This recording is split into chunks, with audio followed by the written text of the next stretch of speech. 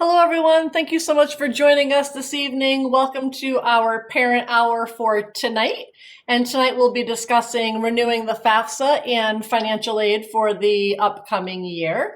My name is Julie Spring, and I'm the Associate Director for the Center for Student Success. And one of my responsibilities is the pleasure of being able to work with the parents of either incoming or current students. So thank you. We welcome you. We're so thrilled that you can join us tonight. Without further ado, what I'm going to do is pass it on to our amazing financial aid staff. We're going to take it away from here, and they're going to do some introductions. And I believe Catherine will do a little bit of housekeeping in terms of question and answer and things like that as well. Thank you. Thanks, Julie. Hi, everyone. Welcome. Thank you for joining us this evening. As Julie mentioned, my name is Catherine Deacon. I am the Director of Student Financial Aid here at the University of Hartford. And this evening, I'm going to go through some information regarding renewing financial aid from one year to the next and all the important information that you need to know regarding that. I do have a colleague with me this evening that I'll allow to introduce herself before I go on with those housekeeping items. Hi everyone, my name is Julie Rodriguez and I'm the Associate Director here in the Financial Aid Office at the University of Hartford. And I will basically just sit here behind the scenes while I let Catherine take the lead on this, but I will be behind the scenes answering some of your Q&A. So I'll see you in the Q&A. Thanks, Julie. So again, just a couple of housekeeping items before we get started. This evening, we would like to ask that if you have any questions throughout the presentation or when we get to the Q&A section of the presentation, that you actually use the Q&A feature located in the sidebar on your screen. That is instead of using the chat feature. That will allow us to keep all of the question and answer in one spot, and it'll be nice and easy for us to monitor as we're going through. We do ask that you save as many of your questions until the end. I'm going to go through lots of information, and you may find that I answer your question as I'm going through the presentation. So I do ask that you go ahead and save those questions until the end. And of course, we will share all of our contact information should you have more questions after this evening that we can answer for you. I am going to shut my video off as we go through the presentation just to save some bandwidth this evening so we don't have any issues technologically. So at this point, I am going to shut my video off, but I'm still here and we'll go ahead and continue on through the presentation this evening. So just to start out, I'm just going to give a brief overview of the types of information I'm going to share with you this evening. First and foremost, talking quickly about the free application for federal student aid, or the FAFSA form, and how to get that renewed. I'll also talk to you a little bit about academic progress and renewing financial aid based on a student's academic criteria. Talk to you a little bit about missing documents and things that you should expect as you're going through the FAFSA renewal process or the financial aid renewal process. And then I will end it out with talking to you about some additional scholarship resources that the university has. Of course, again, we will save time at the end for questions, so feel free to hold your questions until the end and we'll be glad to answer them all for you. Just to kick it off, many of you have probably already completed the FAFSA at least once when your student was deciding to attend the University of Hartford. But again, the FAFSA does stand for the free application for federal student aid, keyword there being free, so there is no payment required in order to complete the FAFSA form. The FAFSA is actually available now for next academic year, so for the 2021-2022 academic year. You can complete it as early as tonight. But our priority deadline for completing the FAFSA form for all of our returning students is April 1st. So in order to maximize that amount of aid that the student is going to be eligible for, in order to not be eliminated for aid opportunities that a student might otherwise be eligible for, you want to go ahead and get that FAFSA completed by that April 1st priority deadline. Remember, the FAFSA is required to renew any type of need-based financial aid. So any type of aid that is not an academic scholarship that a student might have received upon their admission to the university in their admission decision letter. So this is the requirement in order to renew that type of aid. Any academic scholarship that a student might receive, we'll talk a little bit about later on in terms of renewing that, but the FAFSA is not required just to renew an academic scholarship. It is only required to renew need-based financial aid. Again, meeting that April 1st priority deadline is very important. Let me just give you an example. The state of Connecticut does have some funds for students who live within the state of Connecticut as their primary address. However, the state will not allow us to allocate funding to students from Connecticut unless they meet that April 1st priority deadline. So that's why it's really important to go ahead and meet that. The 2021-2022 FAFSA will use your 2019 tax information.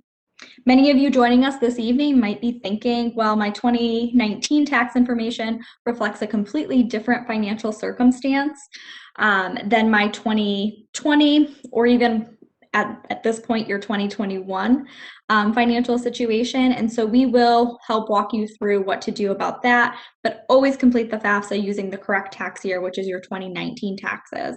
Those are the taxes you probably filed at some point between January and July of 2020.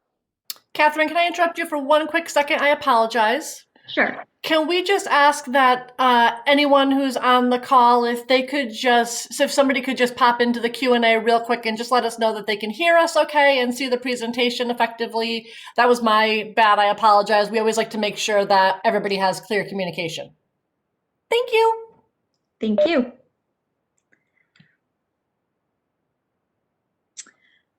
Okay, continuing on with the FAFSA renewal process. So the renewal process is slightly different than completing an initial FAFSA application. And the reason for that is that a lot of the information that you put into the FAFSA when you initially completed it, probably last year around this time or maybe earlier, is going to be saved in there. So a lot of the demographic information for a student as well as a parent is going to be saved in there. A lot of the information regarding the school that the student is attending will be saved in there. Much of the information, such as address and parents' social security number, all of that, again, is going to be saved in there. So it will save you some time. The other piece that's a little bit different is that you don't need to create a new FSA ID username and password that you had to create last year. So parents, last year, before you went through the FAFSA process, you created a username which was tied to your email address. You created a password that was tied to your social security number and your date of birth and all of that. You don't have to do that again. Your username and password stays with you because it is tied to that social security number and date of birth. The student also doesn't need to create a new one. Now, that being said, it's probably been well over a year since you last completed the FAFSA, and so you may not remember what that username and password is, and that's okay. You can absolutely retrieve it. The URL is on the screen right now, but it's fsaid.ed.gov. That's where you can go ahead and retrieve your username and password, reset it if it's needed, that sort of thing.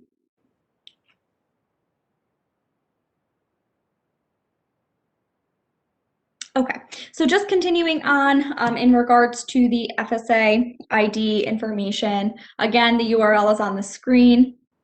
Once you're on the fsaid.ed.gov, again, if you are needing to retrieve that information, you can go to the Manage My FSA tab right on the screen, and you can click the Forgot Password or the Forgot Username. You should have, when you went through this process, tied your username and password potentially to an email address or potentially to a cell phone number, and that's how you'll be able to go ahead and retrieve it.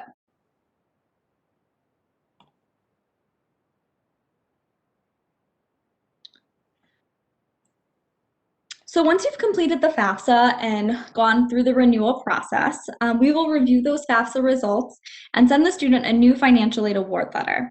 All financial aid awards are done on a yearly basis, so when the new financial aid award comes out, that will take the student all the way through the 2021-2022 academic year. So we don't award on a per semester basis, just like we didn't do that for the student's first year at the university. So students will be notified via their self-service account. That's a little bit different if the student is going into their second year, because their first year they would have gotten a paper copy of their financial aid award letter. We will not do that for years 2 through 4. Everything will be sent to the student again through their self-service account. They will get an email from our office letting them know when their financial aid award is ready to be viewed in the self-service account, but they will have to log in there to take any action on their award and to view the individual information regarding that award. The plan is always that financial aid awards for our returning students will be released usually in early to mid-June. So the reason for that is because we always wait to review a student's academic information. We give families time to go ahead and get their their FAFSA completed. And so the plan is for early to mid-June that financial aid awards will be released. Much like future years, our first bill for the 2021-2022 academic year is scheduled to release that first week of July. I don't know the exact date off the top of my head, but you can expect it again that first week of July. So that will give the students some time between when the financial aid award is released until that first bill comes out to take action on their financial aid award, to accept their financial aid awards, and to actually supply us any documentation that's needed. Which is a great segue into the next part of our presentation, which is talking about missing documents. So some students are selected for a process called verification. A student may be selected in their first year and then not selected in their second year, or vice versa, not selected in their first year and then selected in years 2 through 4. So the U.S. Department of Education does select students for this process. It is not the university that makes that determination. And essentially what the verification process is a requirement to submit documentation to the financial aid office at the student's school to basically compare the information that's listed on the FAFSA to any tax documentation. So it is a requirement that students go through this process if they are selected. Again, we will let the student know if they have been selected and what documentation is required, but the student will also be notified via email, typically in June, so right around the time that those financial aid award letters are coming out, to let them know that they need to submit that documentation. Now, that being said, if the student is interested in starting that process sooner than June, of course, they can always contact our office and we can give them a breakdown of the documentation that's going to be required. Typically, what that is 2019 tax information, a worksheet that the student needs to fill out and that the parents need to sign, that sort of thing. Students should be constantly checking their self-service account. That's how many offices are communicating with students. But for me, most importantly, that's how my office is going to communicate with a student about anything that needs to be done in order to secure a financial aid award, which is incredibly important. We always want students to complete the documentation we request as soon as possible so that it doesn't prevent any delays with their financial aid, getting their bill paid for the next academic year, that sort of thing. I apologize if this slide looks a little bit cut off on your end, but what if your family has been impacted due to COVID-19? Of course, we understand many families have been financially impacted due to COVID-19. Many families have faced unemployment, have faced cut wages, have dealt with time off due to medical reasons, specifically related to COVID. And so we understand that, and we do have a process in place to help families who have been financially impacted.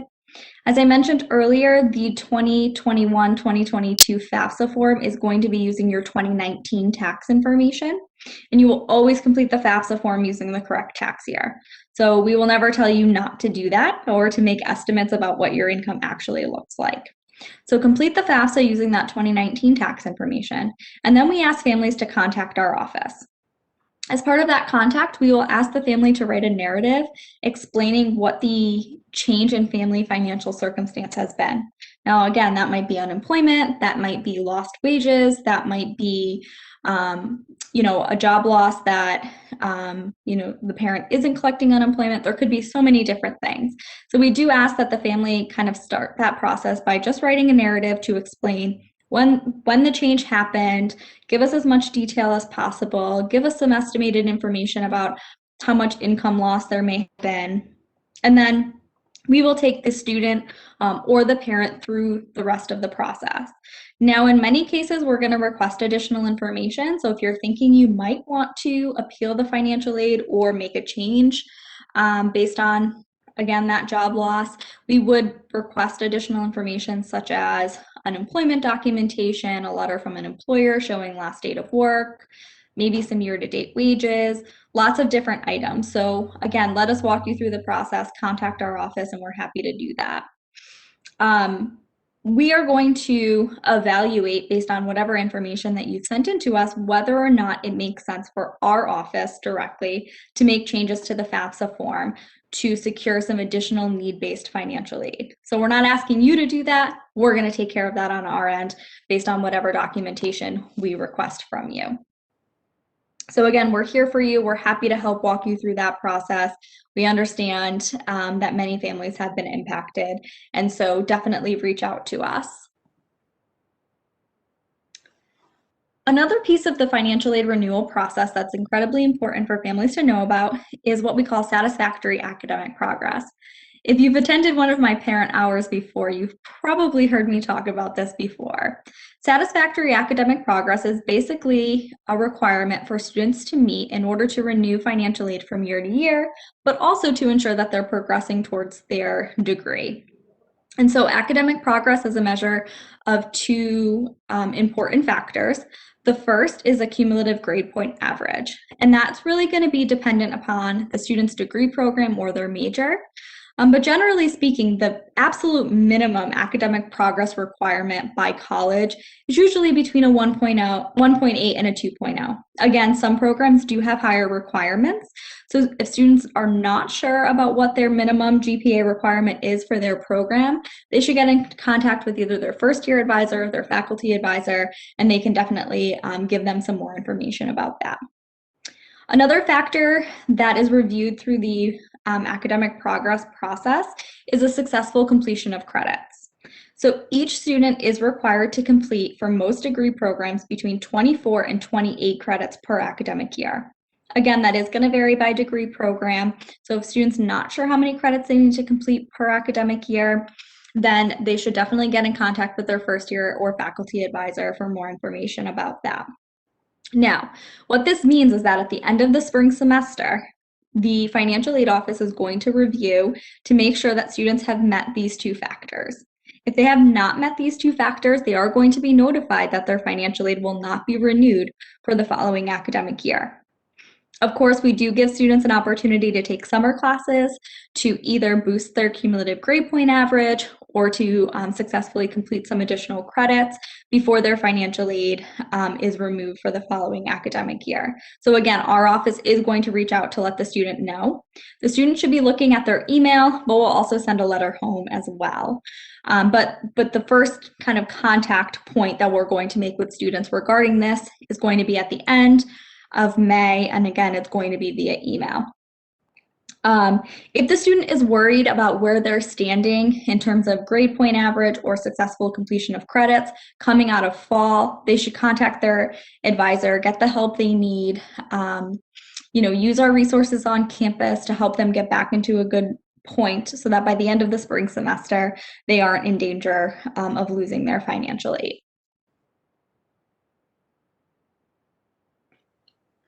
I'd also like to talk to you all tonight about some additional scholarship resources.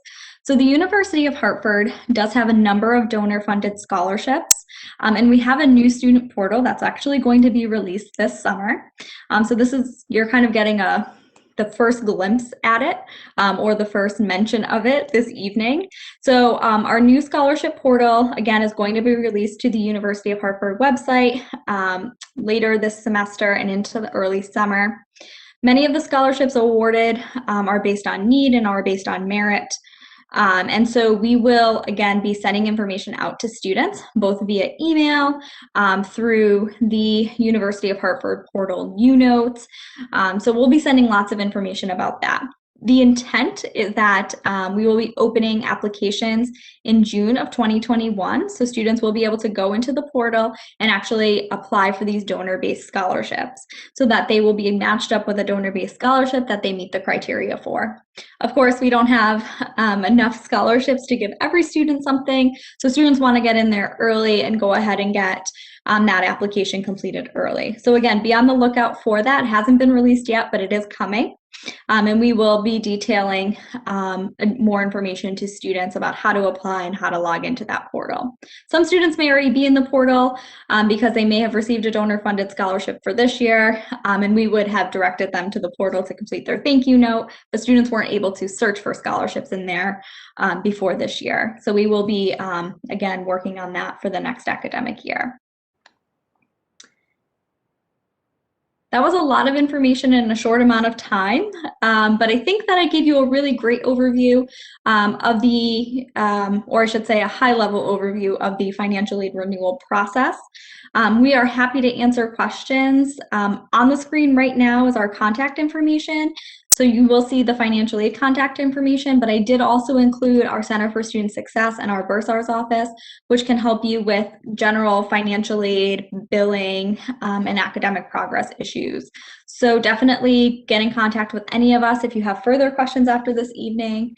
But at this point, I would like to open it up to a Q&A section where we can answer lots of questions regarding the, FAFSA process or academic progress, specific scholarship information, that sort of thing.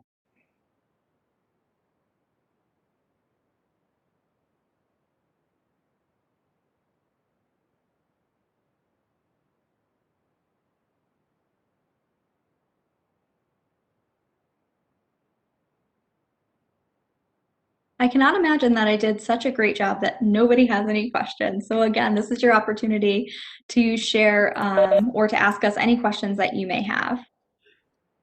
I don't know, Catherine, you're pretty thorough. I mean, it could be. Maybe that's true. Or maybe it's 7:30 on a Tuesday and everyone's a little bit tired this evening. Yep. It could be a little bit of all of that, I imagine. Oh, we did just get one that just came in. Let me see. Are there any forms to fill out or requirements to fulfill to renew a merit scholarship? Great question. And I don't think I was clear about that when I was talking about academic progress. But academic progress is required to renew merit scholarships. There are no forms to fill out. It'll automatically be renewed as long as the student has met minimum academic progress standards. There are a few academic-based scholarships that a student may have received during their admission process and their decision letter. Those scholarships are the President's Scholarship or the Regent's Scholarship. If the student has received either one of those, they do have to maintain a minimum cumulative grade point average of a 3.0 in addition to meeting minimum academic progress standards that I outlined earlier. Also, our National Honors Scholarship does require a cumulative 3.25 in order to renew that. If the student has any questions about what scholarship they have and what GPA they need to meet, they can definitely contact our office via email, and we'll be glad to answer that question for them. But for the majority of our scholarships, it's just meeting that minimum satisfactory academic progress standards. So I do see another question came in about what students will need to file or complete upon receiving word of a renewed scholarship. The one thing that is very important that students do is to log into their self-service account, review their scholarship amount, and also accept the terms and conditions of their award. So that is a requirement every year.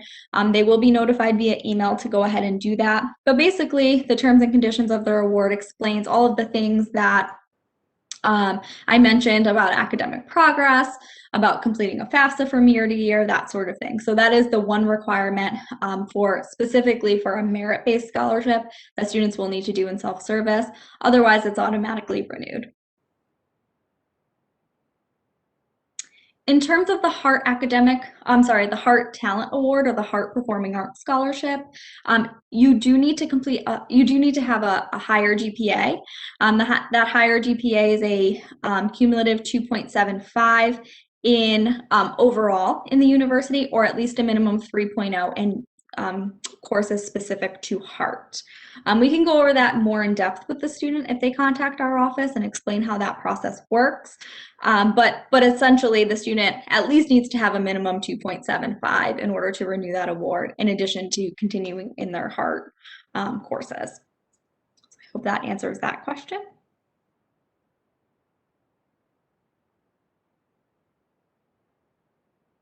Any other questions this evening? I'm happy to answer them.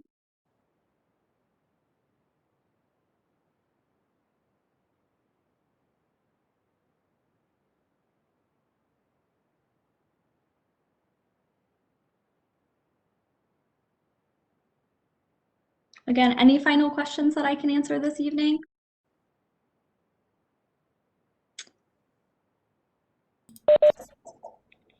I will ask that Zuli go ahead and include in the chat our contact information and our office hours so that you all have that as well. Great question about families who may have been impacted financially due to COVID. Just came in, and kind of what is the best way to contact our office and how detailed should that first contact be? So the best way to contact our office to share a narrative regarding a job change or a financial circumstance change, whether it be via or due to COVID or not, is via email. So our email address is listed on the screen now. And how detailed should it be? I guess that depends. It depends on the circumstance, but I would say include as much information as possible for us in that initial contact. That will help us make sure that whatever we're doing, we're asking you for the right documentation and we don't have to have a lot of back and forth. The appeal process can be complicated and we want to make it as easy as possible for you. So giving us as much information up front is extremely helpful.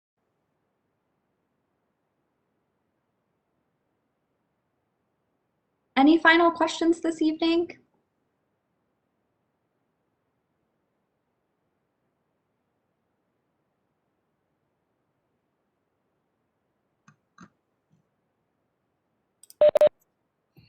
Thanks so much, Catherine and team. I think you guys did a great job.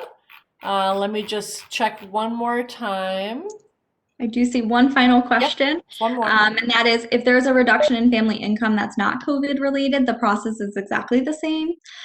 So if your family did face a job loss, pre-COVID or wasn't COVID related at all, we would still ask that you start by contacting our office with a narrative via email, including as much detail as possible.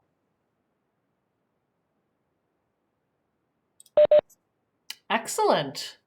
So I think you guys did a great job. Looks like everyone is very satisfied with the answers. And again, all the contact information is right there for both, actually all three of us, for Bursars and the Center for Student Success, which is a great one-stop shop for general questions. And then of course, financial aid. So I think unless there's any other last minute, which it doesn't look like there is, I think this was wonderful, and I thank everyone for coming and joining us this evening. We know time is precious for families, so thank you, thank you. And Catherine and Zuli and Cassie, thank you again for joining us and giving us all of your insights. Thank you, Julie, and thank you all for joining us this evening. Have a great night, everyone. Thank you.